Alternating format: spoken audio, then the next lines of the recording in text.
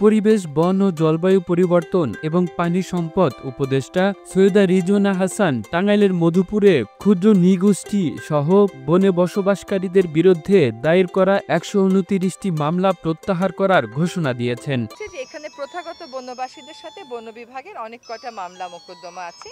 আমরা আজকে ১২৯টা মামলা প্রত্যাহার করার ঘোষণা দিয়ে কর্মসূচিটা শুরু করব।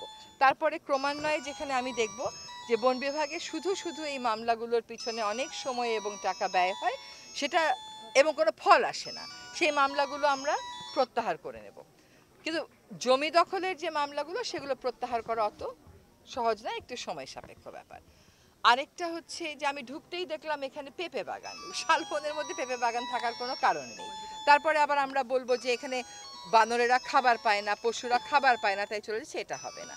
তো একটা হচ্ছে সীমানা চিহ্নিত করা, একটা হচ্ছে শালবনের শাল এবং সহযোগী বন প্রতিস্থাপন করা, দুই হচ্ছে কমিউনিটিকে সাথে নেওয়া, এবং কমিউনিটিকে সাথে নেওয়ার অংশ হিসেবেই আমরা মামলাগুলো প্রত্যাহারের কথা বলছি, আর তাদেরকে একটা ডেফিনেট রোল দেওয়া হবে।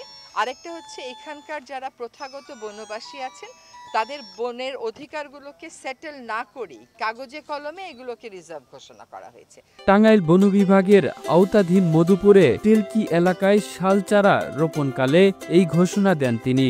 এ সময় রিজওয়ানা হাসান বলেন, শালবনে আবার শাল গাছ ফেরত আনা হবে, তাই আসন্ন বর্ষায় বেশি শাল গাছ রোপণ করতে হবে। এখানে যারা বসবাসকারী আছেন তাদের এই বন রক্ষায় ভূমিকা পালন করতে হবে। এসব কাজে শিক্ষার্থীদের সম্পৃক্ত করা হচ্ছে। বনে যে জায়গা বেদখল আছে সেগুলো চিহ্নিত করে সীমানা পিলার দেওয়া হচ্ছে। তিনি আরও বলেন, শালবনে বাণিজ্যিকভাবে ইউক্যালিপটাস ও আকাশী গাছ রোপণ করা হয়, সেগুলো বন্ধ করা হবে। এছাড়া মধুপুর বনাঞ্চলের রাজবাড়ী এলাকায় সীমান্ত চিহ্নিতকরণের কাজ পরিদর্শন ও সীমানা পিলার স্থাপনের মাধ্যমে স্থানীয় জনগোষ্ঠীর অংশগ্রহণের মাধ্যমে মধুপুর শালবন পূর্ণ প্রতিষ্ঠা প্রকল্পের কার্যক্রমও উদ্বোধন করা হয়।